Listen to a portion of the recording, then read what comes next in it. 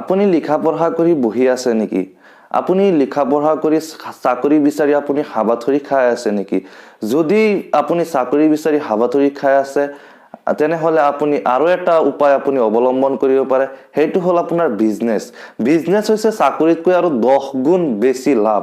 যদি আপুনি এটা ভালকৈ বিজনেছ কৰিব পাৰে তেনেহলে চাকৰিৰ কোনো প্ৰয়োজন নাই। আজি আমি কথা পাতিম কেনেকৈ এটা ভাল ধৰণে আপুনি বিজনেছ কৰিব পাৰে। হেল্ল' ফ্ৰেণ্ডছ, মই মাসুদ আৰু আপোনালোকে চাই আছে ডিসকাস অফ অল মেটাৰ্স। প্ৰথমতে বন্ধুসকল এটা কথা ক'ব লগা হৈ আছে যে মোৰ চেনেলত যদি আপুনি নতুন আহি থাকে তেনেহলে চেনেলটো সাবস্ক্ৰাইব কৰক, আৰু যিসকল বন্ধুৱে মোৰ চেনেলটো অলৰেডি সাবস্ক্ৰাইব কৰিলে তেওঁলোকক অসংখ্য ধন্যবাদ। বন্ধুসকল, যদি ব্যৱসায় আৰম্ভ কৰোঁতে যদি আপুনি ভুল কৰি পেলায় তেনেহলে আপোনাৰ ব্যৱসায়টো বেছি দিন টিকি নাথাকে। বন্ধুসকল, আজি আমি এনেকুৱা 5টা টিপছ কম, যদি আপুনি ব্যৱসায় আৰম্ভ কৰোঁতে এই 5টা টিপছ ফলো কৰে তেনেহলে আপোনাৰ ব্যৱসায়টো সুন্দৰভাৱে চলি থাকিব আৰু টিকি থাকিব। তো বন্ধুসকল, আজিৰ এই 5টা টিপছ আপুনি গুৰুত্ব সহকাৰে মোৰ ভিডিঅ'টো লাষ্টলৈকে শুনি থাকক। ব্যৱসায় আৰম্ভ কৰোঁতে প্ৰথম যিটো মৌলিক উপাদান আছে সেইটো হৈছে বন্ধুসকল ব্যৱসায়ৰ বিভাগ। আপুনি প্ৰথমে জানিব লাগিব যে আপুনি কোনটো বিভাগত আপুনি ব্যৱসায় কৰিব। আপুনি যদি এইটো নাজানে তেনেহলে আপুনি যদি যিটো মাৰ্কেটত আপুনি যিটো বস্তু বেছিকৈ চলে সেইটো আপুনি প্ৰথমতে সিলেক্ট কৰি ল'ব লাগিব। সেইটো হৈছে ব্যৱসায়ৰ বিভাগ আৰু প্ৰকৃতি আৰু নিয়ন্ত্ৰণ কৰা ব্যৱসায়ৰ এটা উদ্দেশ্য। আপুনি প্ৰথমেই ব্যৱসায়ৰ বিভাগটো আপুনি সিলেক্ট কৰিব ল'ব লাগিব।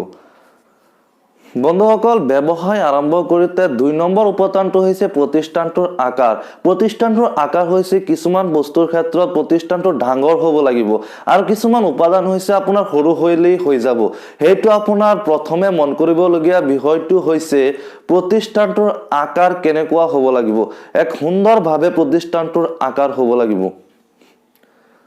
বন্ধুসকল, 3 নম্বৰ পইণ্টটো হৈছে ব্যৱসায় আৰম্ভ কৰোঁতে যে আপুনি কেনেকুৱা প্ৰতিষ্ঠানটো আপুনি মালিকী স্বত্বৰ প্ৰকাৰ যিটো আছে সেইটো হৈছে 3 নম্বৰ পইণ্ট। আপুনি অকলে সেই বিজনেছটো চলাব নে আপুনি অংশীদাৰ হিচাপে চলাব। যদি ডাঙৰ আপোনাৰ প্ৰতিষ্ঠান হয় তেনেহলে অংশীদাৰী বেছি ভাল হ'ব, আৰু যদি আপুনি সৰু এটা বিজনেছ খুলিব খোজে তেনেহলে আপুনি অকলে সেই মালিকী স্বত্বৰ প্ৰকাৰটো হ'ব পাৰে। বন্ধুসকল, 4 নম্বৰ পইণ্টটো হৈছে ব্যৱসায় প্ৰতিষ্ঠানটোৰ অৱস্থান।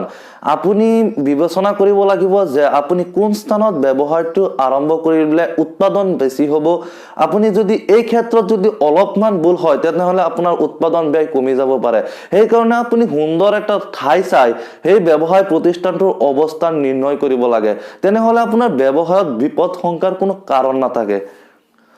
বন্ধুসকল, একেবাৰে শেষৰ উপাদানটো হৈছে 5 নম্বৰ উপাদানটো হৈছে কাৰখানাৰ নক্সা। আপুনি প্ৰাকৃতিক সা-সুবিধাৰ বাবে আপুনি কাৰখানাৰ নক্সাটো এনেকৈ বস্তুকেইটা সজাই লওক যাতে আপোনাৰ মানুহে গ'লেই আপোনাৰ প্ৰতিষ্ঠানটোৰ ফালে চকু যায়। তাৰ বাবে আপোনাৰ প্ৰতিষ্ঠানটোৰ অধিক বিক্ৰী বাঢ়ি যাব। বন্ধুসকল, যদি মোৰ এই ব্যৱসায়িক ভিডিঅ'টো যদি আপোনালোকৰ ভাল লাগে তেনেহলে আপোনাৰ বন্ধুসকলৰ লগত শ্বেয়াৰ কৰি দিয়ক। আৰু তো বন্ধুসকল, ব্যৱসায়ৰ ওপৰত বনোৱা ভিডিঅ'টো আজিলৈ ইমানেই। যদি ভিডিঅ'টো ভাল লাগে তেনেহলে শ্বেয়াৰ কৰি দিয়ক আৰু কমেন্ট বক্সত জনাওক যে ব্যৱসায়ৰ ওপৰত যদি ভিডিঅ' আৰু লাগে তেনেহলে কমেন্ট বক্সত জনাওক, আৰু পুনৰ এটা নতুন ভিডিঅ' লৈ আপোনালোকৰ লগত দেখা হ'ব। ভালে থাকক, সুস্থ থাকক। আজিলৈ বাই।